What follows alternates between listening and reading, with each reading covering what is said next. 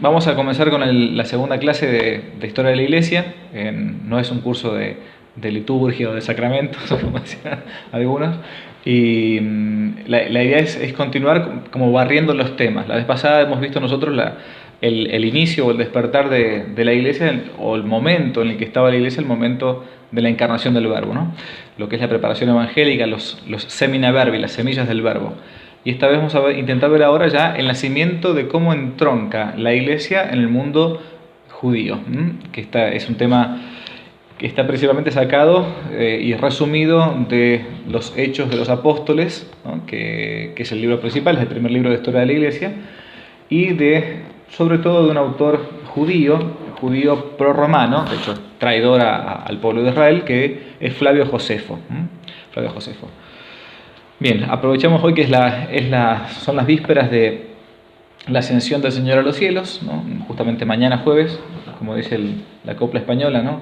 3 jueves hay en el año que refulgen más que el sol: Jueves Santo, Corpus Christi y el día de la Ascensión. La Ascensión es justamente mañana, que habitualmente se traslada en la misa Novus Ordo al domingo siguiente, pero en realidad es mañana. Bueno, cuando Cristo justamente ascendió a los cielos, la Iglesia contaba con unos 500 fieles en Galilea y unos 120 fieles en Jerusalén. 10 días después de este hecho trascendente, se va a celebrar allí la fiesta de los tabernáculos, una fiesta judía, quizás de las más importantes, que es, hoy por hoy la conocemos como la fiesta incluso hasta con el tiempo de Pentecostés, 50 días después de la Pascua, que junto con la Pascua judía, esta fiesta de los tabernáculos, eran de las celebraciones más importantes del mundo hebreo, llegando a congregar incluso judíos de la diáspora, tanto o más que en tiempos de la Pascua judía. Por eso Jerusalén va a estar muy pero muy poblada en tiempos de Pentecostés, estos 50 días después de la Pascua. La gente de la dispersión, o la que debió huir de Israel, iba también a Israel o se quedaba después de la Pascua para esta fiesta.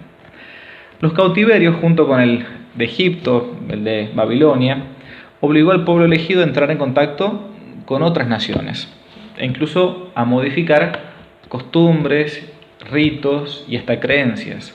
Es por esto que nuestro Señor Jesucristo va a criticarle a los judíos de su época, diciéndoles que ellos han transformado la religión de nuestro Padre, convirtiéndola en religiones de hombres, en tradiciones de hombres. Esto es lo que se conoce en la historia de Israel como la Kabbalah o la Cábala judía. ¿Qué es la Cábala judía? No es como a veces uno no entiende, como los jugadores de fútbol que se persignan cuando van a entrar a la cancha, no, tengo una Cábala. En realidad es el mismo término, pero el término Kabbalah significa tradición, y tradición espuria, mala, es decir, que está contaminada.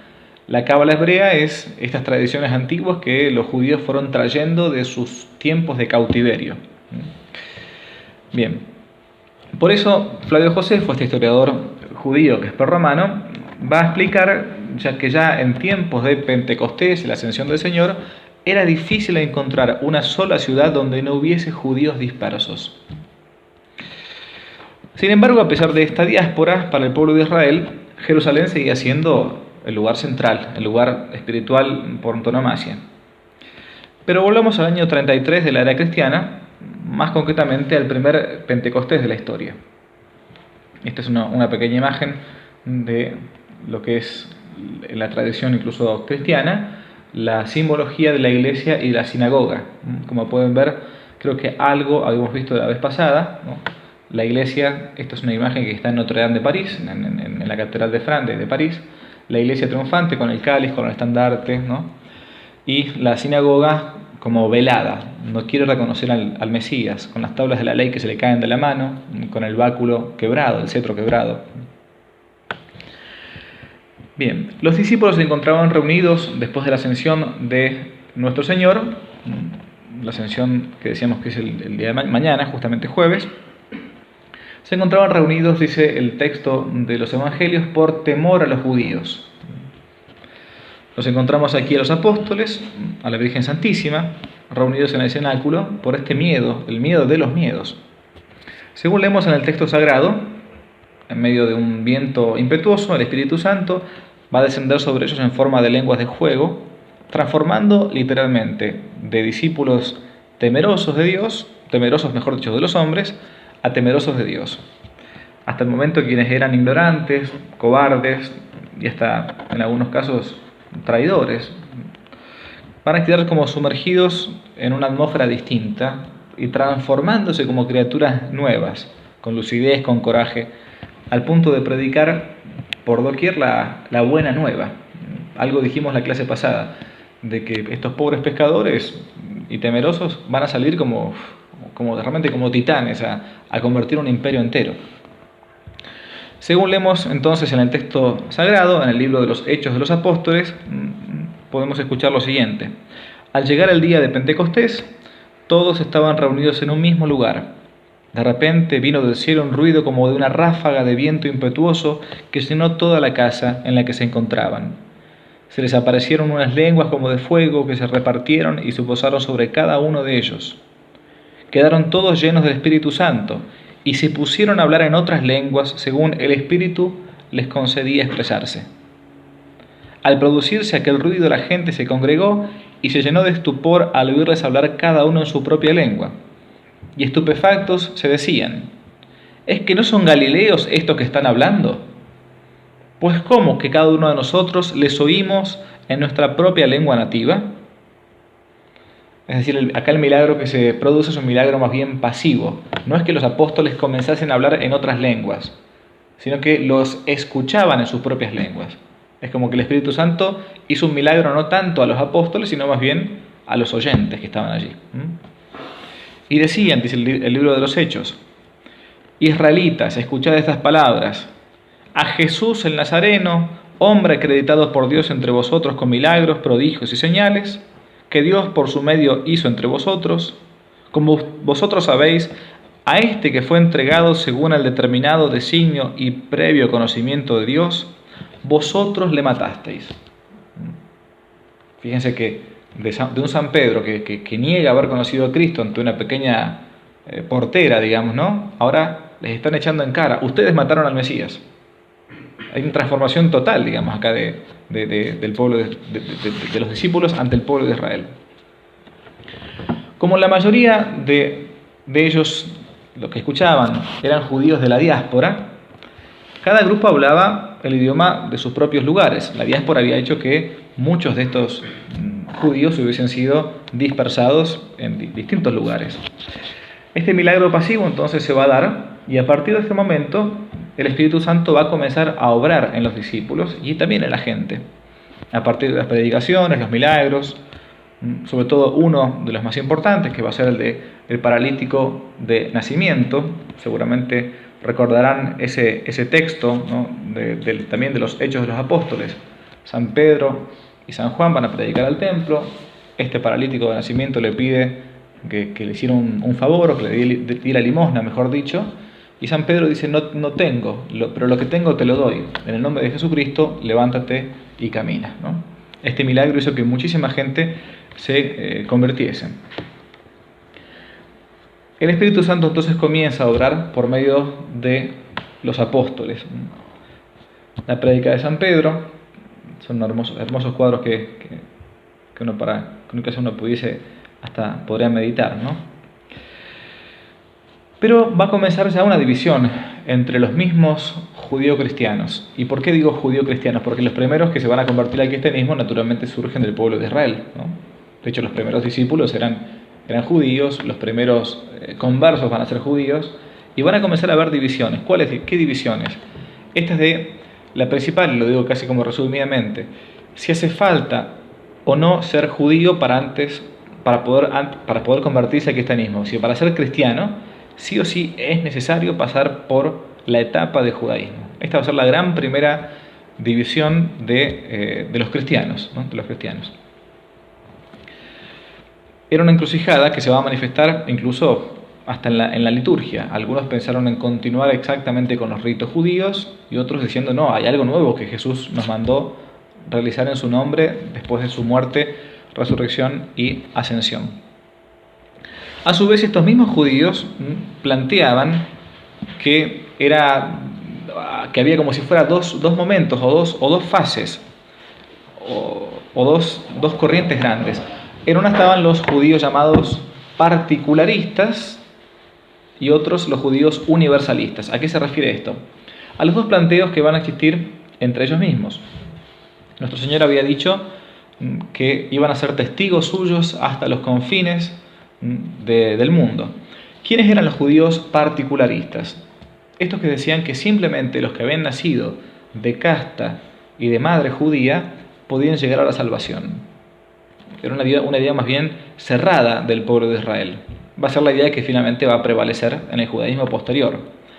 Pero también en los mismos judíos universalistas, existía esta corriente universalista de decir, bueno, no solamente la salvación es para aquellos que vienen de madre judía o de la estirpe de David, o del pueblo de Israel anterior, sino que la salvación viene para todo el mundo, basándose en un texto del libro de Génesis, que dice que va a ser su descendencia grande como las estrellas del cielo y la arena del mar. En fin, no me detengo demasiado en este punto. Se encuentra en el libro de Génesis capítulo 12, se agrega, Dios promete a Abraham que en ti serán benditas todas las razas de la tierra. Esto era más bien el planteo del judaísmo universalista. El lugar privilegiado de esta tendencia, de que la salvación era para todo el mundo, era más bien de los judíos que provenían de Alejandría de Egipto, donde vivía una nutrida colonia judía, pero que estaba muy estrechamente ligada al mundo helénico, al mundo griego, con una apertura, digamos, quizás mayor, ¿no? más grecicista, digamos, ¿no?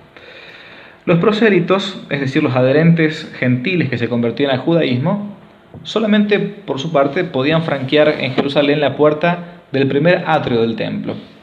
No habían accedido todavía a la plenitud, por lo tanto estaban como excluidos del culto completo. Tenían sus propias obligaciones, como reconocer al verdadero Dios, observar el sábado, el sabbat, ¿no?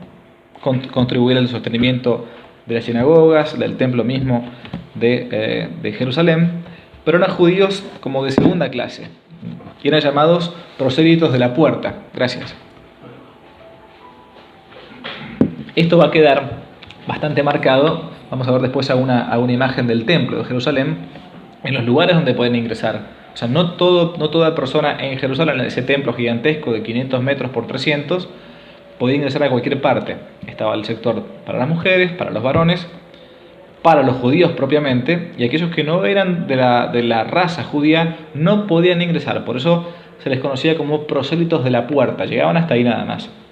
Si ustedes recuerdan, en la liturgia, llamada liturgia tradicional, extraordinaria, hay una parte que en el misalito se llama la misa de los catecúmenos, aquella gente que está recibiendo todavía el catecismo y no ha recibido por completo todavía toda la formación cristiana o no ha sido bautizado. Se llama así esa parte de la misa, porque antiguamente la gente que no había estado bautizada, todavía no había llegado al bautismo, escuchaba la misa hasta cierto punto, hasta después de la homilía, digamos.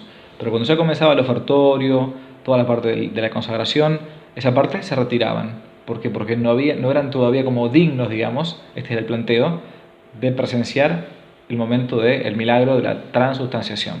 Esto muy probablemente viene de la época ya del pueblo de Israel, ¿no?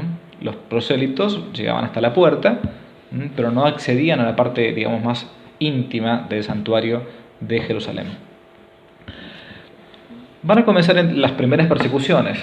¿Por qué? Porque para los judíos en Jerusalén, al inicio de todo esto, pensaron que esto iba a durar un par de meses. De hecho, era lo que decía, si ustedes recuerdan, el maestro Gamaliel. Decía, bueno, si esto no hace falta perseguir a los cristianos, porque decía, si esto no es de Dios, se va rápidamente a esfumar.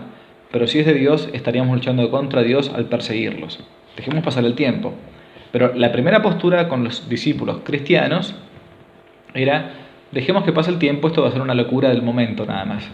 Cuando se comenzaron a dar cuenta que los discípulos, que antes eran temerosos, comenzaban a predicar y encima hacían milagros, como por ejemplo curar a un paralítico públicamente ante todos, y como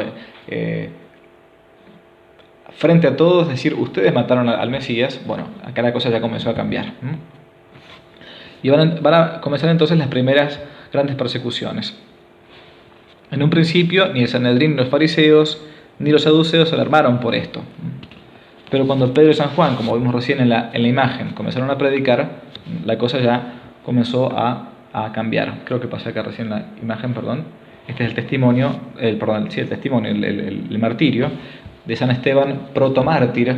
En la fiesta de San Esteban se celebra el 26 de diciembre de cada año, porque así como Jesucristo nació el 25 de diciembre, el primer cristiano que nace para la vida eterna es San Esteban protomártir. Por eso se celebra el día 26 de diciembre su memoria.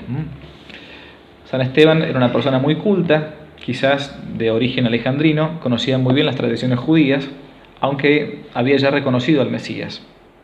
Los judíos que discutían con él no lograban convencerlo, considerándolo así un enemigo a temer. Por eso lo llevan ante el Sanedrín con testigos falsos y lo acusan diciendo esto que se lee en el libro de los Hechos, capítulo 6. Este hombre no deja de hablar contra el lugar santo y contra la ley. Y nosotros le hemos oído decir que este Jesús de Nazaret destruirá este lugar y mudará sus costumbres que nos dio Moisés. Llegando entonces el turno de la defensa de San Esteban, va a decir lo siguiente. Miren si no era para que se enojaran. Duros de cabeza e incircuncisos de corazón. Vosotros siempre habéis resistido al Espíritu Santo, como vuestros padres también vosotros. ¿Qué profeta hubo a quien no persiguieron vuestros padres? Dieron muerte a los que de antemano anunciaron la venida del justo, a quien vosotros habéis ahora traicionado y asesinado. Frases terribles, ¿no? Obviamente, después de estas palabras tan duras, sin mediar ningún tipo de resolución judicial, San Esteban va a ser lapidado mientras rezaba por sus enemigos. Mientras lo lapidaban, dice el texto, escuchen bien, del libro de los Hechos de los Apóstoles, mientras lo lapidaban, los testigos pusieron sus vestidos a los pies de un joven llamado Saulo. Saulo es San Pablo. San Pablo mismo cooperó en el martirio del primer mártir de la iglesia. Él mismo después lo va a decir. Este hecho va a ser realmente detonante. Fariseos y saduceos se van a reunir en Jerusalén decidiendo estripar la nueva doctrina. El libro de los Hechos nos dicen que el mismo día de la lapidación de San Esteban, se lee en los Hechos capítulo 8, versículo 1, cito, ese mismo día comenzó una gran persecución contra la iglesia de Jerusalén. El mismo día del martirio de San Esteban. Y a partir entonces de este momento, muchos fieles se van a dispersar por Judea, Samaria, Fenicia, Chipre, Siria, cumpliéndose entonces casi como obligadamente la profecía de nuestro Señor Jesucristo. Seréis mis testigos en Jerusalén, en toda Judea, en Samaria y hasta el extremo de la tierra. Se lee en los Hechos de los Apóstoles, capítulo 1. Otro diácono también como San Esteban, también discípulo del Señor, se va a dirigir a tierra de samaritanos. Los samaritanos eran una tierra de gente semipagana. ¿Se acuerdan que en el texto del Evangelio se lee que Jesús habla con una samaritana, ¿no? Dice que los discípulos se asombraron porque hablaba con una mujer y encima samaritana. Los samaritanos eran llamados como perros porque habían sido judíos que habían mezclado sus tradiciones judaicas con costumbres paganas. Por lo tanto, eran como si fueran herejes para el judaísmo. Felipe se va a dirigir directamente a tierra de Samaria para anunciarles el Evangelio. Lo que para los judíos esto va a ser claramente un escándalo. Odiaban a los samaritanos. Una gran multitud va a recibir con gran benevolencia las enseñanzas de San Felipe, aceptando el bautismo. Pero su tarea no va a terminar aquí, pues narran los Hechos de los Apóstoles también un episodio bastante providencial. Mientras iba caminando, San Felipe se detiene frente a él un carro donde viajaba un oficial de alta alcurnia de Etiopía. Habitualmente se lo coloca de color de hombre, un hombre de color negro, digamos, porque era etíope. Vaya a saber si fue realmente negro o no, al menos en la geografía o en la pintura se lo determina así. Era ministro de la reina de Candace, uno de esos gentiles que eran simpatizantes del judaísmo, que había ido al templo para las fiestas. ¿Y qué estaba haciendo el etíope? Estaba leyendo las escrituras. Y San Felipe, casi como provocándolo, le pregunta, ¿entiendes lo que lees? Y el etíope le responde, está todo estoy simplemente parafraseando el texto de los Hechos de los Apóstoles. ¿Cómo lo entenderé si nadie me lo explica?, le responde, ¿no? Entonces comienza a explicarle el texto del profeta Isaías, donde estaba leyendo justamente este hombre, sobre el siervo sufriente, el que debería sufrir. Son los textos que se leen habitualmente en Semana Santa, ¿no? Así como el siervo sufriente, que no llagado, no queda parte sana en todo su cuerpo, puedo contar todos mis huesos, en fin. Bien, esta conversión entonces va a hacer que rápidamente el oficial etíope termine pidiendo el bautismo, y en un arroyo cercano, según se narra en los Hechos capítulo 8, va a recibir el bautismo. Pero no solamente fueron los diáconos los primeros en evangelizar hacia afuera del mundo judío. Contemporáneo a todo esto va a aparecer un apóstol que para nosotros tiene una enorme importancia. A nosotros argentinos y descendientes de España tiene una enorme importancia, que es Santiago. Santiago el apóstol a nosotros le debemos muchísimo, porque va a ser el gran apóstol de España, el patrono de España, ¿no? Hasta el día de hoy, hasta que lo saquen en algún momento. Contemporáneamente a los hechos del etíope que se termina bautizando, se encuentra el apóstol Santiago. Por el breviario, ese libro del oficio divino, en el propio de los santos españoles podemos leer lo que se sigue y lo que voy a citar ahora, que se viene leyendo y rezando hace años en la iglesia. Cito: después de la ascensión del Señor a los cielos, predicó Santiago su divinidad en Judea y en Samaria, donde condujo muchos a la fe. Luego, marchando a España, convirtió allí a algunos a Cristo, de entre los cuales 7 ordenados más tarde obispos por San Pedro fueron los primeros que se dirigieron hacia allí. Por la tradición sabemos que el apóstol Santiago desembarcó ciertamente en España, en el puerto de Tarragona, la antigua Tarraco, ahí Tarragona, donde va a predicar no solamente en el puerto, sino que se va a dirigir hacia una ciudad llamada César Augusta, César Augustea. César Augusta va a terminar después deviniendo en lo que hoy llamamos Zaragoza. César Augusta, Zaragoza, viene justamente de ahí el nombre de la ciudad.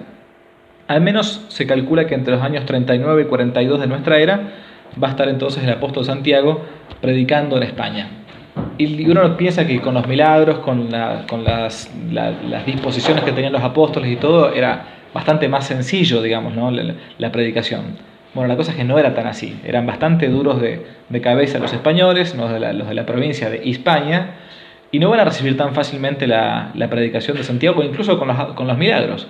Por lo tanto, le va a pedir un milagro a la Virgen Santísima, o a Dios, por medio de la Virgen Santísima. La Virgen Santísima todavía estaba viva. ¿Estaba viva dónde? En Tierra Santa, o probablemente ya en Éfeso con el apóstol San Juan. Va a ser entonces la primera aparición en la historia de la Virgen María, todavía ella en vida. Se le va a aparecer, lo va a consolar al apóstol Santiago y le va a dejar un testimonio. Se va a aparecer sobre un pequeño pilar, ante él y ante algunos discípulos que ya él tenía, que eran poquitos, ¿no? Ese pilar entonces fue el que con el tiempo se va a conservar hasta el día de hoy en la famosa Basílica del Pilar en César Augusta, Zaragoza, ¿no?, hasta el día de hoy. Ese pilar todavía uno puede ir tocándolo, está como hundido de tanta gente que a lo largo de 2000 años fue a venerarlo. Y es interesante los estudios que se han hecho, yo no me detengo en este punto, pero los estudios que se han hecho geológicos sobre ese pilar. Esa piedra es la única en su especie en todo el mundo. O sea, no hay otra piedra del mismo género en el ámbito mineral que la piedra del pilarcito de la Virgen del Pilar. Luego de la aparición, la Virgen dejó entonces ese pilar sobre el cual se paró como signo sensible de la manifestación. Esta columna de un mármol único rosado se conserva hasta el día de hoy con una hendidura hecha por una inmensa cantidad de peregrinos. Santiago no va a morir en España, sino que después de la predicación, al regresar a Jerusalén, va a ser degollado por orden de Herodes en el año 44. Esto se puede leer en el libro de los Hechos de los Apóstoles. Van a ser sus seguidores quienes, poco tiempo después, van a llevar el cuerpo hasta la tierra que él mismo había misionado, hasta España, enterrándolo en un sarcófago de piedra, en un lugar próximo a la antigua Iria Flavia, en Galicia, al norte de España, donde hoy por hoy se encuentra la zona de Santiago, ¿no? Propiamente la ciudad de Santiago de Compostela. Poco a poco y tras distintas provisiones, el olvido se terminó apoderando del lugar y recién fue hasta 8 siglos después cuando el gran Pelayo, un ermitaño, perdón, me equivoqué, no Pelayo el rey, sino un ermitaño llamado Pelayo, que habitaba por aquella zona, se sorprendió ante un resplandor y unos cánticos que provenían del bosque. Una estrella del cielo iluminaba fijamente el lugar y junto a otros campesinos van a comenzar a excavar y encontrar finalmente el sepulcro de Santiago el Mayor, el apóstol de España. Fue desde aquel entonces que el lugar pasó a llamarse entonces de Campus Stelle, por la estrella que iluminaba mostrando el lugar, a Campus Stelle Compostela, Santiago de Compostela. Y así entonces el lugar del apóstol Santiago donde tantas almas fueron a peregrinar. Aquí mismo, hoy Roberto, por ejemplo, está peregrinando en este lugar en estos días con unos amigos. Bien, pero decíamos lo de las divisiones que habían entre el mundo judío y entre el mundo cristiano. Esto es importante para entender cómo se va a dividir el criterio en la iglesia respecto de la tradición judía. Y esto quizá para mí es lo central de la clase de hoy. En estos momentos va a suceder un hecho que es trascendental. Se narra en los Hechos de los Apóstoles que había en la ciudad de Cesarea, en Palestina, un centurión del ejército romano llamado Cornelio. Acá una imagen breve de la Catedral de Santiago de Compostela.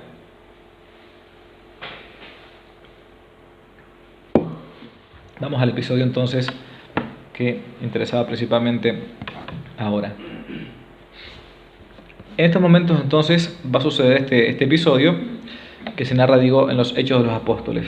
Había en la ciudad de Cesarea, en Palestina, Cesarea marítima, al lado del mar, un centurión llamado Cornelio. Hombre justo, temeroso de Dios, este era uno de aquellos prosélitos de la puerta, que llegaban hasta la puerta pero no tenían toda la facultad para presenciar los cultos judíos. A él una aparición angélica le anuncia que buscase un tal Simón Pedro, que al mismo tiempo él tenía otra visión. Acá debo citar en extenso el libro de los Hechos de los Apóstoles, capítulo 10. San Pedro en una visión ve el cielo abierto y que bajaba hacia la tierra algo así como un gran lienzo, un gran mantel, atado por las 4 puntas. Dentro de él había toda clase de animales, cuadrúpedos, reptiles de la tierra y aves del cielo. Al mismo tiempo oyó una voz que decía: Pedro, levántate, mata y come. Pedro dijo: no haré tal cosa, Señor, pues jamás he comido nada profano o impuro. Había todo tipo de manjares. Pedro era bien respetuoso de la ley judía, que había algunos alimentos que no se podían comer. La voz le dijo de nuevo: lo que Dios purificó, tú no lo llames impuro. Esto se repitió 3 veces y enseguida la cosa aquella fue elevada hacia el cielo. Mientras Pedro se preocupaba por entender la visión que había tenido, los hombres que habían sido enviados por Cornelio, este centurión, tras haber andado y preguntado por la casa de un tal Simón, se presentaron en la puerta, y habiendo llamado a voces, preguntaban si se alojaba allí un tal Simón por sobrenombre Pedro. Como Pedro estaba embebido en el pensamiento de la visión, el Espíritu le dijo: allí hay 3 hombres que te buscan, levántate y vete con ellos sin vacilar, pues yo los he enviado.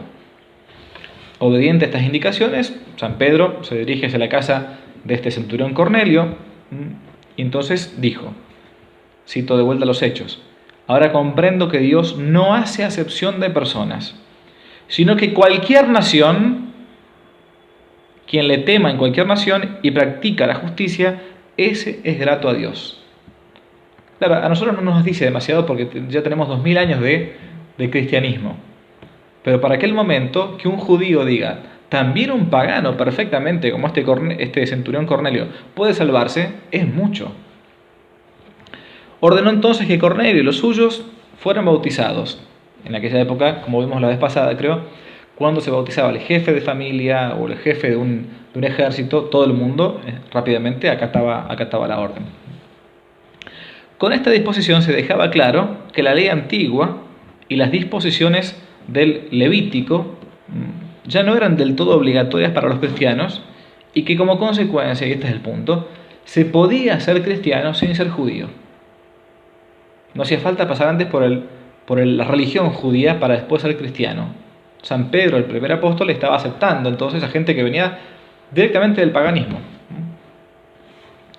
La iglesia no iba a ser entonces una secta de Israel, un grupo aislado de los judíos, separado, sino algo distinto, algo nuevo, algo universal. De ahí la palabra católicos. Catájolos significa eso, universal, para todo el mundo. San Pablo va a decir, no hay ya, en Dios no hay ni hombre ni mujer, ni esclavo, ni libre, ni rico, ni pobre, ¿no? O sea, no es para un tipo de persona, nada más. La misión de Israel como pueblo de Dios había terminado, ya que había sido revelada por la iglesia la nueva Israel espiritual. Por eso es que a la iglesia se le llama la nueva Israel también, ¿no? Y por eso es que uno a veces cuando puede ver en iglesias, sobre todo medievales, que existen, la primera vez que uno la ve les puede llamar un poco la atención, en vez de los rosetones medievales en algunas iglesias góticas, se encuentra con rosetones, en vez de imágenes de la Virgen o los santos, lo que fuera, con un rosetón, más de una vez, con la estrella de David. ¿Qué tiene que ver una estrella de David en una catedral católica, medieval? O sea, no estamos hablando de algo de ahora, sino que antiguo, digamos, ¿no? ¿Qué tiene que ver? Y justamente esto, es la iglesia la nueva Israel. Las promesas ahora que antes estaban dadas para Israel se dan para la iglesia y para todo el mundo, no para un grupo nada más que de personas. Después del bautismo de Centurión, Pedro va a ser interrogado y va a tenerle que explicar lo que había hecho, porque esta era la orden expresa del Señor. Los fieles, tranquilizados, se decían entre sí. Libro de los Hechos de los Apóstoles, capítulo 11. También a los gentiles otorgó Dios la penitencia para alcanzar la vida eterna. Pero la cosa no iba a ser tan pacífica, porque algunos judíos, sobre todo los que venían de una corriente más bien particularista, o sea, judíos cristianos quiero decir yo, ¿no?, ponían la adhesión más que nada en la raza por encima de la fe, no iban a renunciar tan fácilmente a la idea de la supremacía de Israel. Entonces, los primeros judíos cristianos que venían de esta corriente más bien cerrada, van a comenzar a ponerle el grito en el cielo. No, primero hay que ser judío para después ser cristiano. Al parecer van a dejar pasar el bautismo de este centurión Cornelio, como algo excepcional. Lo hizo San Pedro, bueno, hay que aceptarlo, es el jefe, ¿no? No va a ser ni San Esteban, ni San Felipe, ni Santiago, ni San Pedro los primeros apóstoles incluso de la gentilidad. Vamos a llegar quizás al principal, al apóstol con mayúscula, como se lo llama todavía en la historia de la iglesia, que es San Pablo, el gran apóstol de los gentiles, el apóstol de la gentilidad. Cuando se habla de los gentiles es porque en latín gens, se le llaman a los gentiles, a los que eran paganos, digamos, ¿no? Por eso la gentilidad.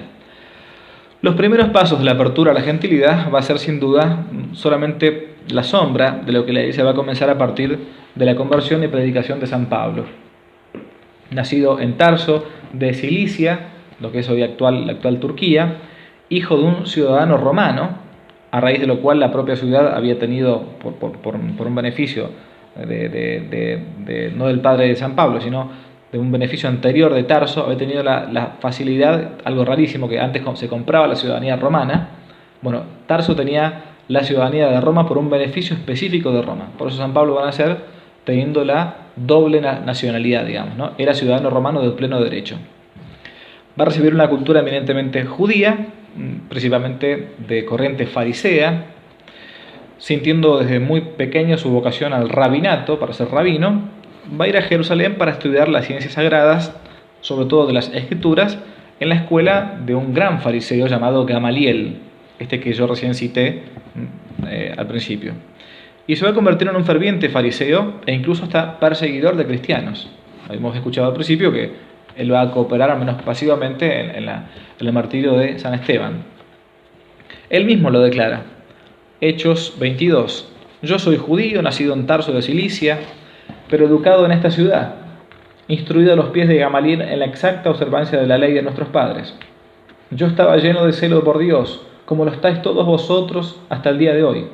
Yo perseguía a muerte a los que seguían este camino, encadenando y arrojando a la cárcel a los hombres y mujeres, como puede atestiguármelo el sumo sacerdote y todo el consejo de ancianos. De hecho, recibí también cartas para los hermanos de Damasco y me puse en camino con intención de traer encadenados a Jerusalén a todos los que allí había para que fueran castigados.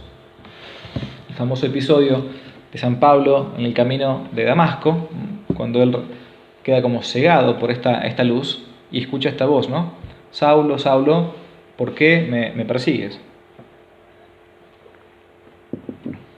Si realmente es que fue a caballo, no fue a caballo, a menos en nuestro lenguaje español tenemos esa expresión de bajar del caballo a alguien, digamos, cuando está demasiado envalentonado, ¿no?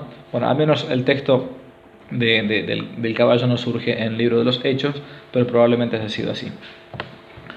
Su famosa conversión va a tener lugar en el camino hacia Damasco, aproximadamente en el año 35 de nuestra era, es decir, 2 años después de la muerte de nuestro Señor, después de recibir documentación de parte del mismo sumo sacerdote para dirigirse a la ciudad de Damasco a apresar cristianos. Esta era la carga que él tenía, el cargo que él tenía. Saulo, ¿por qué me persigues? Como se sabe entonces, durante este viaje va a recibir esa conversión. Vamos a pasar ahora a un episodio que va a terminar de culminar esta contienda que hay con los judíos particularistas y universalistas dentro de la misma iglesia, que es el famoso incidente de Antioquía. Con San Pablo ya convertido y ya algunos viajes realizados, y la disputa de los primeros cristianos que no pasaban por el judaísmo antes de ingresar a la iglesia, va a suceder un incidente que tuvo lugar en Antioquía, la capital de la actual Siria. Era una de las ciudades más importantes de Oriente, donde se predicaba el evangelio a los gentiles, a los que venían de la gentilidad, a los paganos, y solamente se les exigía el bautismo. Para ser cristianos, el bautismo. Transformando en regla la excepción de Cesarea de Filipo, donde fue el bautismo del centurión Cornelio, los nuevos conversos no pasaban por el ritual judío ni de la circuncisión, ni de los animales sagrados o no sagrados para comer, en fin. Efectivamente, esto fue en el año 48, había vuelto a Antioquía San Pablo de uno de sus viajes. San Pablo tiene 4 largos viajes, vamos a mencionarlos después muy por arriba, pero al menos para conocerlos. Y una vez que llegaron entonces ya a Antioquía, se narra este texto en el libro de los Hechos de los Apóstoles. Los gentiles de Asia, cito el texto. Una vez que llegaron, junto con Bernabé, reunieron la iglesia y refirieron cuanto Dios había hecho con ellos y cómo habían ellos mismos abierto a los gentiles las puertas de la fe. San Pablo y Bernabé, su compañero de andanzas, digamos, de San Pablo siempre, se habían dedicado a convertir paganos, a convertir gentiles. Los gentiles del Asia, recientemente convertidos, no habían sido obligados al cumplimiento de las observancias de la antigua alianza, en particular de la circuncisión para los varones. Fue por esto que llegaron algunos de Jerusalén y comenzaron a decir que sin la circuncisión, según el uso de Moisés, nadie podía salvarse. Uno dirá, bueno, esto es antiguo. Más o menos. Cuento ya una anécdota para que comiencen a dormirse un poco más plácidamente, ¿no? Pero una vez que yo estaba en Roma, tuve compañeros egipcios, seminaristas, ¿no? Católicos, egipcios, seminaristas. Y conversando algo así sobre el tema del rito judío y todo, salió el tema de la circuncisión para los hombres. Y entonces, no sé, una de esas cosas que uno pregunta, bueno, no, si es un tema judío, un seminarista egipcio me dice, no, pero ¿cómo para los judíos? Yo soy católico. O sea, decirle a un egipcio judío o musulmán en un ambiente que él viene de un ambiente de persecución es muy fuerte, digamos. Si hay algo que tiene bien en claro, hasta tienen marcada, tatuada desde bebés, la cruz acá en la muñeca para no apostatar, ¿no? Entonces no es como judío, soy católico. ¿O vos no estás circuncidado? Me preguntó a mí. Yo dije, no, yo no estoy circuncidado, no, para nada, en absoluto. ¿Cómo? ¿Y vos? ¿Pero cómo? Entonces ahí entendí, comenzamos a hablar. En los ambientes católicos, cristianos, de pueblos semíticos, todavía persiste esta costumbre, hasta el día de hoy, ¿no? Entonces los católicos, aparte del bautismo, a los bebés, a los varoncitos, se les practica la circuncisión. En muchísimos ambientes semíticos todavía esto se mantiene, y esto es antiquísimo. Y pensemos que las primeras comunidades cristianas, una de las primeras son las de Egipto. Los lugares donde más prendió el cristianismo, hoy por hoy es todo musulmán, pero eso es, el norte de África fue absolutamente católico, totalmente católico. Los gentiles de Asia entonces, recientemente convertidos, no habían pasado por el ritual de los rituales judaicos. Pablo y Bernabé se van a oponer a esta pretensión. ¿Cómo vamos a pedirle a alguien que es pagano que primero pase por el judaísmo? Si el judaísmo es una ley que ya ha perimido, es la ley antigua, ¿no? Mientras tanto, los nuevos fieles de la iglesia, para independizarse más de Israel, destacando a la vez que entendían inaugurar una nueva tradición, comenzaron ellos mismos a llamarse, a autodenominarse cristianos. De hecho, si ustedes, por ejemplo, buscan en los evangelios, en todo el Nuevo Testamento, en las cartas, solamente una vez aparece la palabra cristianos. Y es justamente en esta ciudad, en Antioquía, ¿no? Antioquía de Siria. Es la primera vez que los cristianos ellos mismos se autodenominan cristianos. ¿Para qué? Para, incluso desde el punto de vista de la nomenclatura de los nombres, independizarse del pueblo judío. Va a ser acá entonces donde se va a dar el famoso incidente de Antioquía. ¿Qué es este incidente? Es un incidente donde San Pedro y San Pablo discuten muy fuertemente. ¿Por qué? Lo resumo brevemente. Primero lo resumo y después leo el texto de los Hechos. Perdón, en la carta a los Gálatas. San Pedro, primer papa, tenía una doble postura, o digamos tenía un cierto doblez en su modo de actuar. Cuando venían los cristianos provenientes de la gentilidad, o sea, de los gentiles, del paganismo, con ellos comía carne de cerdo y el resto de las cosas, digamos, ¿no? Pero cuando venían cristianos provenientes del judaísmo, que más bien estaban aferrados a sus tradiciones judías, él se hacía como judío con los judíos y pagano con los paganos. ¿Me explico con lo que voy diciendo? Es decir, tenía una postura que era una especie de ayornamiento pastoral, digamos, ¿no? Medio como que se acomodaba a esto. San Pablo, a venir de varios años de predicar y de viajar y de bautizar paganos, va a reprocharle esto duramente cara a cara. Y esto es lo que se conoce como el incidente de Antioquía. Lo leo en la carta a los Gálatas. Dice San Pablo: cuando vino Cefas a Antioquía, Cefas es San Pedro, me enfrenté con él cara a cara, porque era digno de reprensión. Pues antes que llegaran algunos del grupo de Santiago, los grupos de Santiago eran los judaizantes, los cristianos judaizantes, comía él en compañía de gentiles. Pero una vez que llegaron estos, se lo vio como recatarse y separarse por temor de los circuncisos, de los cristianos circuncisos. Y los demás judíos la imitaron también en su simulación, hasta el punto de que el mismo Bernabé se vio arrastrado por la simulación de ellos. Pero en cuanto vi que no procedían con rectitud, San Pablo, si hay algo que tiene es al pan pan y al vino vino, en cuanto vi que no procedían con rectitud, según la verdad del Evangelio, dije a Cefas, San Pedro, en presencia de todos: si tú, siendo judío, vives como gentil y no como judío, ¿cómo es que fuerzas a los gentiles a judaizar?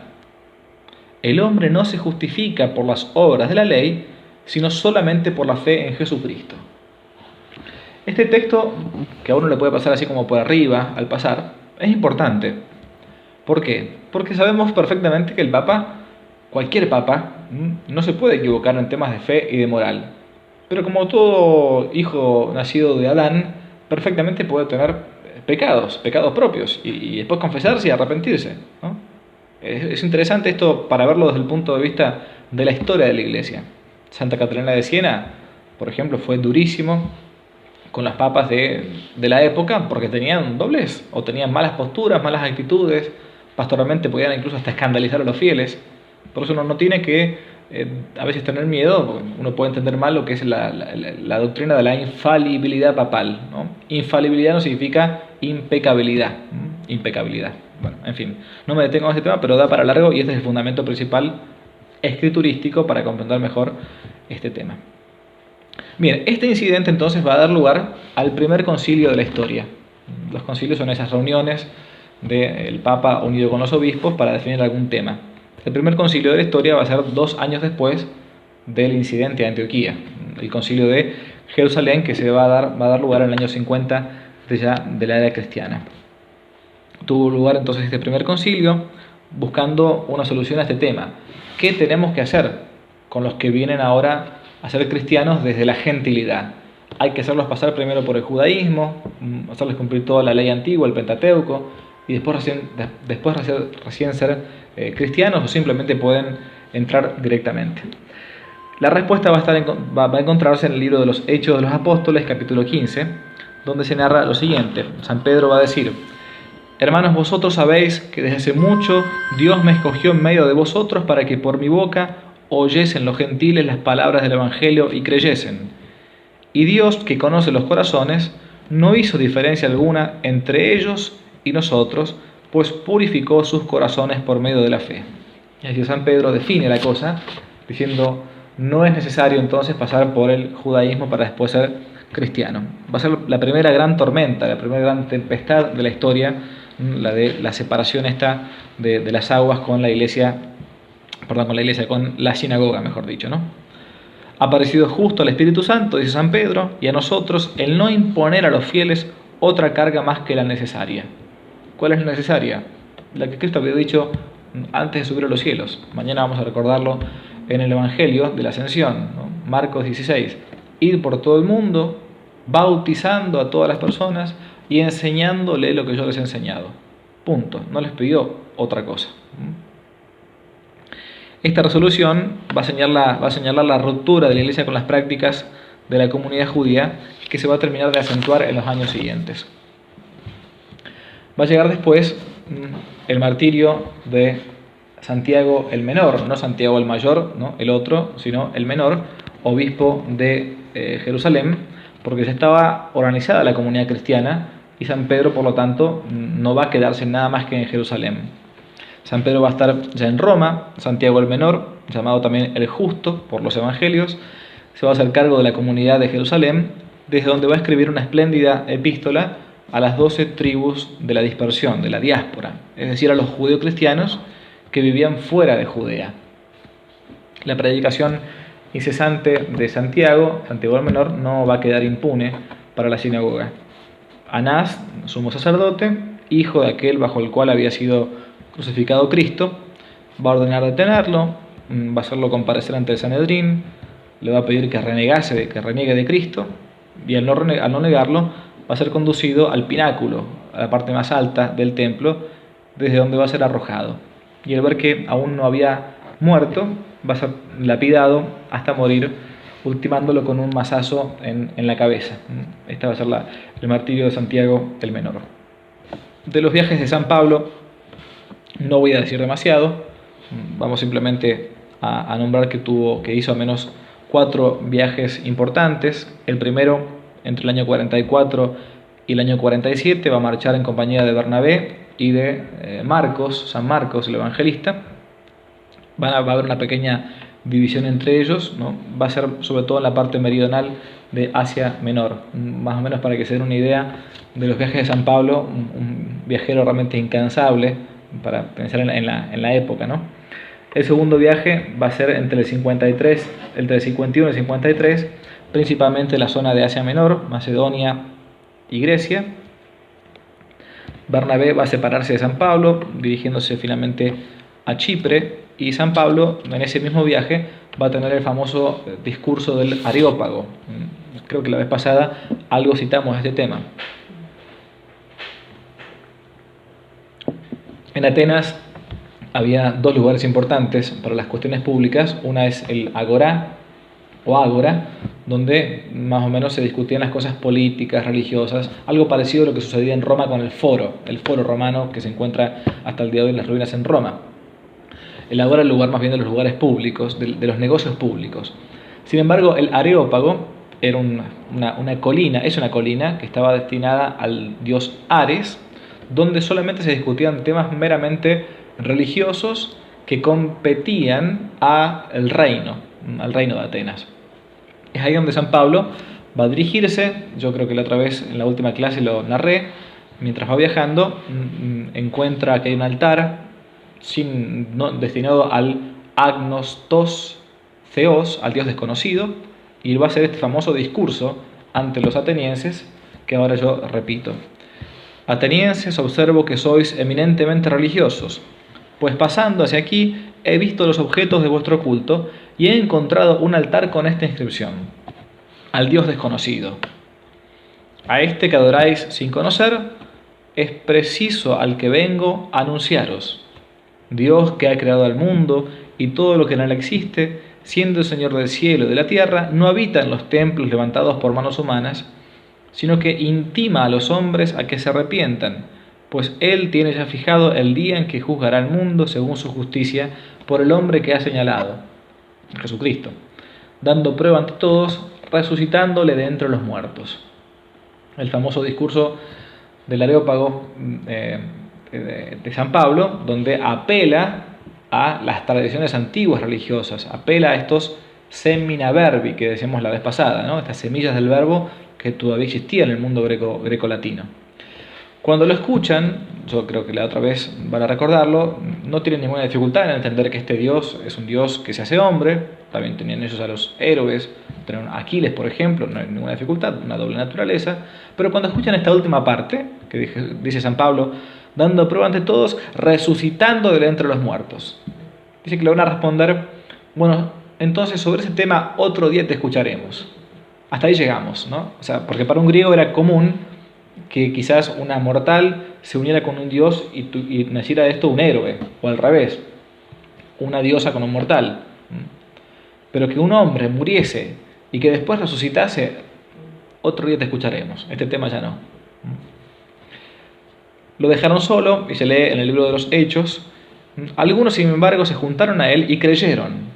Entre estos se contaban Dionisio Areopagita, por el Areópago, y una mujer llamada Damaris, y otros con ellos. O sea que algunas semillas de esa predicación en el Areópago quedó. Este fue el segundo viaje de San Pablo. Va a haber 2 viajes más, pero ya no me detengo en este punto. El último viaje es a Roma, donde finalmente va detenido San Pablo, apelando al César ante su condena por parte del pueblo judío. Bien. No me detengo en este tema. San Pablo va a ser finalmente ejecutado en Roma. Como era ciudadano romano, no podía ser crucificado, como lo va a ser San Pedro. Por lo tanto, va a ser martirizado cortándole la cabeza. A las afueras de Roma, al día de hoy se encuentra todavía la Basílica San Pablo alle Tre Fontane, que es la iglesia donde San Pablo fue martirizado, y según la tradición, cuando le cortan la cabeza, su cabeza pica 3 veces, y a partir de esos 3 piques de su cabeza surgen 3 fuentes de agua que hasta el día de hoy son milagrosas. Surgen de la roca. Es interesante verlo, si algún día pueden ir a Roma. Es agua que surge de la roca, uno puede verlo todavía porque lo han tapado con vidrio, y bueno, esa agua desde el principio los primeros cristianos le atribuyeron curaciones milagrosas. Bien. San Pedro va a llegar a la capital también de Roma y va a ser finalmente martirizado allí. La famosa anécdota que está narrada por la tradición de la iglesia, la tradición con T minúscula, San Pedro escapándose de Roma, año 67 de la era cristiana, y se encuentra con nuestro Señor Jesucristo, y él le dice: Domine quo vadis, Señor, ¿a dónde vas? ¿No? Y que esto le responde: voy a Roma, que me crucifiquen de vuelta, ¿no? Entonces ahí cuando San Pedro se da cuenta que su testimonio final debe ser con el resto de los cristianos que estaban siendo martirizados en Roma. Vamos a ver, Dios mediante, la clase siguiente, la iglesia ante el Imperio Romano, y ahí podremos ver un poco mejor lo que fueron los martirios, sobre todo en la primera gran persecución, que fue la persecución del emperador Nerón ante el incendio de Roma en el año 67. Pero bueno, en el mismo año, San Pedro y San Pablo van a ser martirizados. San Pedro en la colina Vaticana, una de las 7 colinas de Roma, donde se encontraba un antiguo circo del emperador Nerón, y había incluso allí un obelisco, ¿no?, que habían traído los romanos. Y crucificado boca abajo, porque él pidió ser crucificado, pero al menos no de la misma manera que fue nuestro Señor Jesucristo. Por eso el símbolo de la cruz de San Pedro siempre es una cruz como invertida, ¿no? Bien. Vamos a la última parte de esta clase, que es qué sucedió con el pueblo judío después de la conversión al cristianismo de muchos de ellos. Este es un tema que habitualmente es difícil resumirlo porque es muy largo, hay muchísimo material. Yo acá para esta parte voy a basarme principalmente en este historiador judío pro-romano que es Flavio Josefo. Tiene un famoso libro llamado La guerra de los judíos, donde él va narrando cómo fue la caída, casi digamos hasta profética, porque lo va a narrar así Flavio Josefo, y hasta milagrosa de Israel, del pueblo de Israel. Repito, tomo fuentes que son judías. Flavio Josefo nunca se convirtió al cristianismo, él siguió siendo judío, ¿no? Desde el punto de vista político, la Judea, Samaria y Idumea formaban parte de la provincia romana de Judea en la época de nuestro Señor, que tenía como gobernador a Poncio Pilato. Mientras que la Galilea, el norte, donde había vivido nuestro Señor Jesucristo, estaba gobernada por el tetrarca Herodes Antipas. Después de Pilato, hubo al menos 2 procuradores romanos más que se encarnizaron con los judíos rebeldes de Palestina. Uno llamado Albino, entre el año 62 y 64 de nuestra era, y otro llamado Floro, entre el 64 y el 66. A cada represalia romana sucedían nuevos ataques judíos. Pero en el año 66, este combate se va a ver más enardecido que nunca. El gobernador Cestio Gallo ordenó una represión a causa de levantamientos de judíos más bien nacionalistas. Estos se los llaman celotes. Se los conoce también en los evangelios, se los narra como los celotes. Bien, el legado entonces de Siria para sofocar esta sedición va a enviar 12 legiones de romanos. Aproximadamente piensen que cada legión tenía más o menos 6.000 soldados para sofocar esta gran rebelión del pueblo de Israel.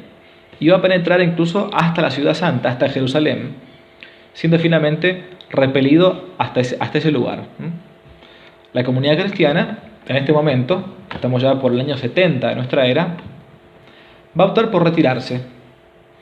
Se va a retirar a Transjordania, a otros lugares, lo cual equivalía casi como a desolidarizarse con el pueblo judío.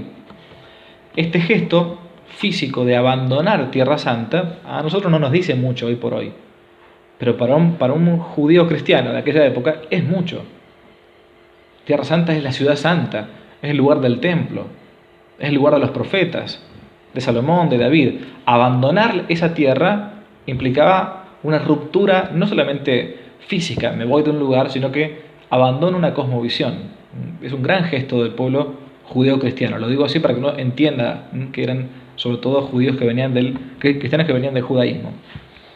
Pero sobre todo, lo que los judíos cristianos o cristianos iniciales van a recordar es una profecía que Cristo va a decir. Ahora cuando yo le anuncio, ustedes enseguida se van a acordar. Los cristianos recordaron enseguida las palabras de nuestro Señor que se narran en el Evangelio de San Mateo 24-34. Caminando Cristo frente al templo, le estaba mostrando lo grandioso que era el templo hermoso de Salomón, y Jesús va a decir: ¿veis todo esto? Yo os aseguro que no quedará aquí piedra sobre piedra que no sea destruida. Los que estén en Judea, huyan a los montes. El que esté en el tejado, no baje a recoger las cosas de su casa. Y el que esté en el campo, no regrese en busca de su manto. Y dijo: yo os aseguro que no pasará esta generación hasta que suceda todo esto. En el año 67, Nerón va a dar la orden al general Vespasiano a que castigue a los rebeldes con 70.000 hombres, aunque no va a lograr doblegarlos. Para someterlos va a idear un plan que se llamó, incluso en la historia estratégica de Roma, como el cerco abierto. Se conoce en la historia de Roma como el cerco abierto de Vespasiano. ¿Qué va a hacer el general Vespasiano? Va a cercar Jerusalén, pero va a dejar una abertura para que quien quiera salir pueda salir, pero nadie pueda ingresar a Jerusalén. En este cerco abierto es el que van a aprovechar los primeros cristianos para siguiendo las profecías de Cristo, escapar de Tierra Santa. Por eso, en la matanza que va a venir después, en el 70, casi que no va a haber cristianos que padecieran. ¿Por qué? Porque se acordaron las palabras de Cristo. No va a pasar esta generación antes que suceda todo esto. La generación que estaba viva en el momento en que decía esas palabras. Sin embargo, ante la muerte de Nerón, los tres sucesores de Nerón, Galba, Otón y Vitelio, después de ellos, va a ser nombrado el mismo general Vespasiano como emperador de Roma. O sea, el que le había tocado luchar contra el pueblo judío, le va a tocar ser ahora emperador de Roma. ¿Y quién va a tomar el lugar de Vespasiano? Su hijo, el general Tito. Tito era hijo de entonces el emperador Vespasiano. Dejemos la narración de este hecho a Flavio Josefo, contemporáneo que sobrevivió a esta catástrofe. Estas son algunas imágenes del templo, las podemos pasar solamente para verlas. El velo del templo famoso, el arca de la alianza, donde se guardaban las tablas de la ley. Algunos incluso narran que algunos de los panes venidos del cielo, ¿no? El maná, el velo famoso que se rasga al momento de la muerte de nuestro Señor Jesucristo. Este es Flavio Josefo, ¿no? La guerra de los judíos, de velo judaico. Bien, vamos entonces al cerco y según lo narra Flavio Josefo. Esto es lo que dice este historiador romano. El sacrificio permanente en honor de Dios se había visto interrumpido por falta de hombres. Estaban todos en la guerra contra los romanos. A causa de ello, el pueblo estaba profundamente consternado. Entonces, el general Tito volvió a advertir a Juan, el jefe de la resistencia judía, que si quería persistir en su criminal locura de combatir, podía salir fuera de las murallas, con quienes quisiera, y continuar la lucha sin implicar en la destrucción a la ciudad y al templo. Un detalle, siempre Roma fue muy respetuosa de los lugares de culto e incluso de la belleza de los lugares de culto. ¿Se acuerdan que la vez pasada algo habíamos dicho de este tema? Roma intentaba traer para sí a las religiones que venía conquistando. Estaba de hecho el Panteón, que hoy por hoy es una iglesia, Santa María degli Angeli, ¿no? en Roma. Ese panteón en Roma era el lugar donde se colocaban los diosesitos de los lugares que ellos venían conquistando. Si conquistaban un país con un dios, venga para acá. En ese sentido eran muy, entre comillas, pluralistas, digamos, ¿no? Por eso, sabiendo el general Tito que el templo famosísimo de Salomón era tan hermoso, techos de oro, y era casi una especie de maravilla del mundo, no quería destruirlo, no quería que pereciera el templo. Con ello, sigue diciendo Flavio Josefo, se evitaría profanar el santuario y ofender a su Dios, e incluso se habrían podido celebrar los sacrificios interrumpidos con la intervención de judíos que él mismo designara. Tito entonces permitía, miren, salgamos afuera a luchar, pero la ciudad santa intentemos dejarla incólume. Tito se empeñaba, dice Flavio Josefo, no solamente en no dar orden de incendiar el santuario, sino que utilizaba las máquinas del asedio para minar elementos secundarios de la construcción, tratando de causar al edificio sagrado el menor daño posible. Finalmente, Tito, no encontrando otra salida, decidió dar la orden de incendiar las puertas exteriores de los atrios, que estaban cubiertas de plata. Y entonces, sigue Flavio Josefo, se prolongó rápidamente el fuego de la madera, envolviendo los pórticos en un mar de llamas. Si bien fue un ataque exterior, el impacto psicológico fue tremendo. Piensen que para un judío el templo era indestructible. El templo era el lugar donde habitaba Dios. El templo iba a durar hasta el fin de los tiempos. A Cristo le dicen, ¿se acuerdan, no? ¿Quieres construir? Confundiéndose, que está hablando de su muerte y resurrección. ¿Quieres destruir el templo que tardó años en construirse, ¿no? Y tú dices que en 3 días lo vas a reconstruir. Los judíos, dice Flavio Josefo, se quedaron sin fuerza ni coraje a causa del asombro por las puertas quemadas, y nadie se movió para apagar el incendio, quedándose petrificados del miedo. Un mundo entero estaba muriendo. La responsabilidad última de la destrucción del sagrado monumento, dice Flavio Josefo, va a corresponder a los mismos judíos, porque no dejaban de lado su postura. Dice Flavio Josefo, El incendio se propagó durante todo el día, y en la noche que le siguió, aunque al día siguiente Tito ordenaba apagar las llamas y abrir una brecha en dirección a las puertas. Sigo citando a Josefo. Tito decidió que si los judíos tomaban posesiones en el templo para continuar la resistencia, habría que emplearse a fondo contra las cosas en vez de contra los hombres, pero en ningún caso habría que entregar a las llamas aquella magnífica construcción.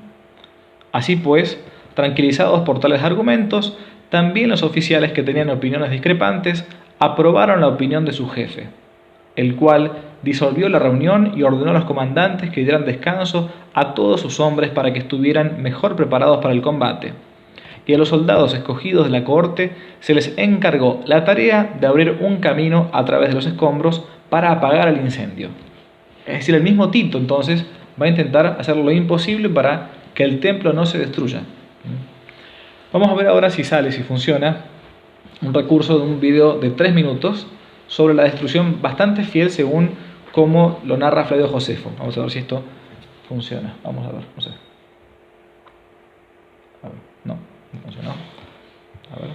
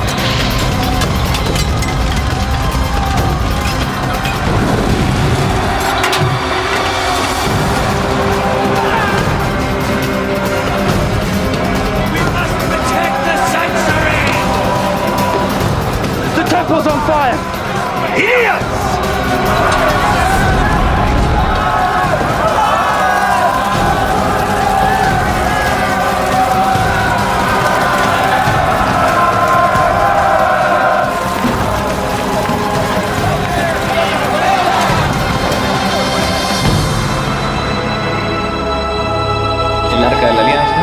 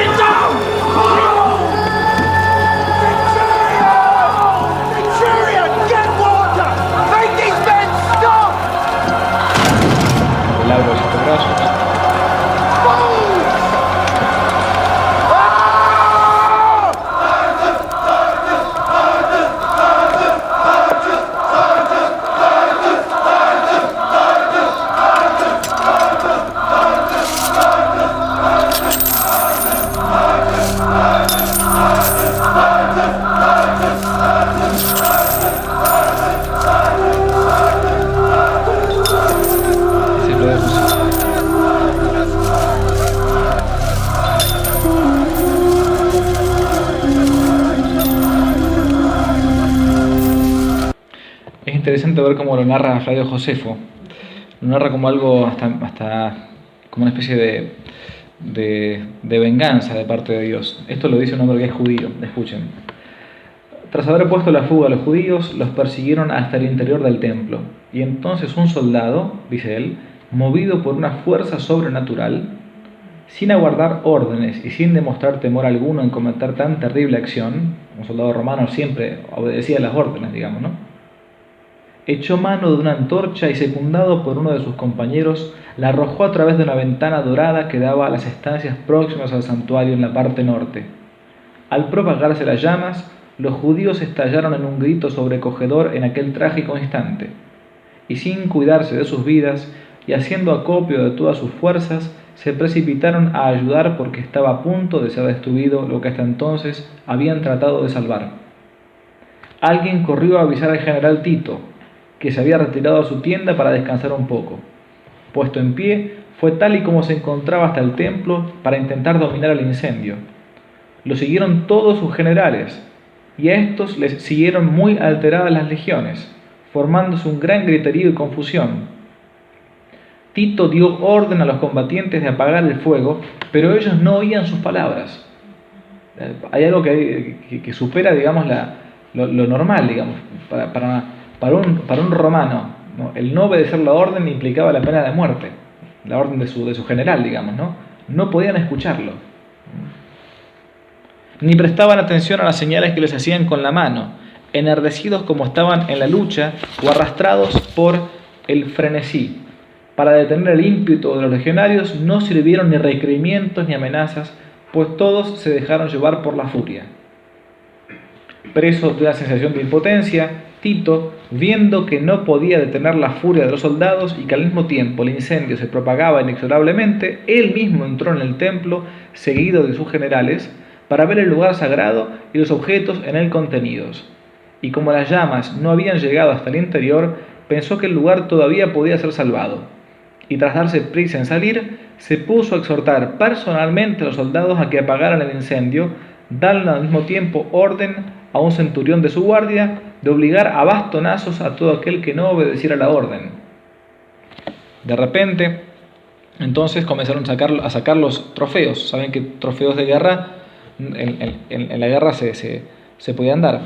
Acá yo puse esta imagen que es un detalle para decir dos palabras. Este es el arco famoso que hay en Roma, cerquita del Coliseo, esa especie de anfiteatro en base al antiguo coloso que existía cerquita, frente al Coliseo. Está el gran arco de Constantino. El arco de Constantino quizás es el más famoso, en que la gente saca más las fotos. Es el arco que se mandó a construir el general Constantino después de la batalla del puente Milvio, en el año 312 contra Magencio. Vamos a decir algo en la próxima clase sobre este tema. Es el arco donde se hacía como un adorno, los soldados pasaban por allí. Napoleón también tiene el famoso arco del triunfo en París a propósito, ¿no? para mostrar que como una especie de gran emperador él también entraba. Pero a 200 metros más allá del arco de Constantino está este otro arco que yo estoy mostrando acá, que está casi como a la entrada del foro romano. Habitualmente no se visita porque la gente que no visita el foro más bien lo ve de lejos. Si uno se acerca a este arco de Tito, este arco fue construido justamente después de que el Tito vence a los judíos, porque era tan difícil vencerlos, porque eran muy revoltosos, era un pueblo muy complejo. Tito manda a construir este arco, su padre era el emperador Vespasiano, así que imagínense que tenían todas las de ganar, y en la parte interior del arco está esta imagen que ustedes pueden ver ahí, ¿no? Entre las cosas, narrando cómo fue la guerra y narrando cómo se robaron el arca de la alianza, la ven allá adelante a la derecha, y el candelabro de los 7 brazos. Por eso a veces si alguna vez tienen la dicha de ir a Roma, se van a dar cuenta que hay judíos que van a mirar ese arco y van a llorar frente a ese arco, porque es el recuerdo que queda de la destrucción del templo del año 70, ¿no? En el año 2000 yo recuerdo haber leído en los diarios que un grupo de judíos jorobó al entonces Papa Juan Pablo II diciendo que querían abrir los archivos secretos vaticanos para saber si en Vaticano se encontraban el Arca de la Alianza y el candelabro. Lo hacían más bien por una cuestión de publicitaria, digamos, ¿no? Pero bueno, como la Iglesia es como la continuadora del Imperio Romano, en fin, bueno, jorobaron con el tema este. A Dios gracias, no, que yo sepa, no lo dejaron pasar para esto al menos, ¿no? Bien, se va a cumplir entonces aquí la profecía de nuestro Señor Jesucristo. No va a quedar piedra sobre piedra. Por eso a veces uno le da un poco de risa o lo que fuera cuando en Tierra Santa va el muro de los lamentos, en fin. Bueno, eso es una cierta reconstrucción, ¿no? Pero, o sea, porque si no, no se habrían cumplido las palabras de nuestro Señor Jesucristo. No quedaría aquí piedra sobre piedra. A partir del año 48, cuando ya el Estado de Israel se funda robándole las tierras a los palestinos, comienza todo este tema de la supuesta, de hecho hay un intento famoso, no me detengo acá, de reconstrucción del templo de Jerusalén. Lo interesante es que no solamente que muere de este modo la sinagoga, el antiguo Israel, con la venida de nuestro Señor Jesucristo, sino incluso físicamente. Hasta el día de hoy, después del año 70, los romanos, en esto eran terminantes, dejaron sin descendencia de la tribu de Leví a los judíos. Por eso es que no tienen posibilidad de hacer sacrificios. Ya no hay más sacrificios en el mundo judío. Lo que hay es la reunión en la sinagoga, puede ser, es como una especie de la sinagoga, es una especie de capilla del templo, ¿no? Donde lo que se hace simplemente es una especie de liturgia de la palabra. Lo estoy explicando en términos católicos para que uno lo entienda. Pero no hay propiamente sacrificio, porque ya no hay más sacerdotes. Quedó abolida la estirpe sacerdotal porque no hay más descendencia. Por eso si ustedes se ponen a investigar, por ejemplo en internet, van a encontrarse con gente que está intentando buscar con el tema del ADN, de las famosas familias sacerdotales, intentar con probeta hacer una especie de clonar o algo así a niños de familias sacerdotales para poder comenzar de vuelta a hacer el sacrificio. Está todo este tema, ¿no? En Jerusalén, a Dios gracias, están los musulmanes, por lo tanto es más difícil para ellos tomarla por completo. Por eso los cristianos, que son minoría, pueden tener una relativa libertad en Jerusalén gracias a la pelea entre musulmanes y judíos. Se intentó después reedificar el templo de Jerusalén, lo digo como un mero dato histórico. Juliano el Apóstata, algunos años después del reinado del emperador Constantino, año 360 de nuestra era, va a intentar reconstruir el templo destruido. Con la reconstrucción del templo, Juliano, este emperador llamado el Apóstata, más que favorecer al judaísmo, quería más bien desmentir a los cristianos que creían que aquella destrucción era el signo del final de la antigua alianza y del principio de la nueva alianza. Pero esto está narrado en muchos historiadores romanos, ni siquiera cristianos. Muchos hechos misteriosos hicieron imposible la reconstrucción del templo de Jerusalén.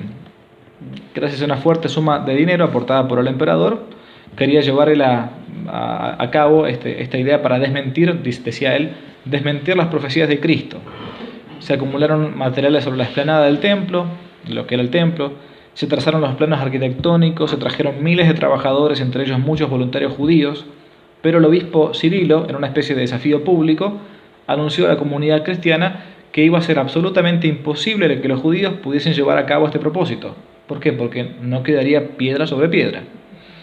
Según los historiadores contemporáneos, cito, al día siguiente del inicio de la construcción, fuertes movimientos sísmicos sacudieron la explanada y sepultaron a muchos trabajadores. Fin de la cita. Quizás el hecho más impresionante es relatado por el propio Amiano, un enviado personal a Jerusalén del emperador, para informarle cómo iban los trabajos arquitectónicos y de construcción. El testimonio que mandó al emperador Juliano fue el siguiente, cito, gigantescas esferas de llamas caían en oleadas sobre los cimientos y hacían inaccesible aquel lugar, y como los elementos físicos empujaban constantemente hacia atrás a los trabajadores, la obra tuvo que interrumpirse. Fin de la cita. Es un emperador, es un historiador o un relator, una crónica romana a un emperador que era apóstata. Más tarde, en el siglo VIII, la invasión árabe va a convertir a lo que era la explanada del templo en uno de los lugares más sagrados del islamismo. Aram ash-Sharif, es decir, el noble recinto sagrado, porque los musulmanes van a afirmar que también allí, Mahoma, como está en la imagen, quiso reconocer la santidad de la ciudad santa y concretamente desde el lugar donde se alzaba el templo dedicado al Dios único. Así, al acercarse el momento de la muerte, el profeta habría volado hasta allí donde lo esperaban Abraham, Moisés y Jesús como profeta, que lo reconocen, a lomos de la burra Barak. Acá no puse la imagen, pero hay una famosa imagen de Mahoma arriba de la burra. Y también desde allí habría ascendido Mahoma al cielo. Este es el lugar, según la tradición judía, donde Abraham llevó a Isaac para sacrificio y desde donde entonces vio Jacob la escalera al cielo. Bueno, este es entonces el inicio de la iglesia que se llama la iglesia primitiva, surgida del judío-cristianismo. Se dan estas dos divisiones entre universalistas y particularistas, venciendo finalmente la corriente universal. A partir de ahora la iglesia es universal. Y como Santo Tomás de Aquino dice, y termino con esto, la ley antigua, una vez venido Jesucristo, es una ley que no solamente es una ley muerta, sino que es una ley muerta, una ley que mata. Santo Tomás dice, lex antiqua, lex mortua et mortífera est. La ley antigua es una ley muerta y mortífera, que termina matando. Por eso finalmente la Nueva Israel es la iglesia de Dios. Bueno, hasta acá. Es la clase segunda. Muchas gracias. Nada más.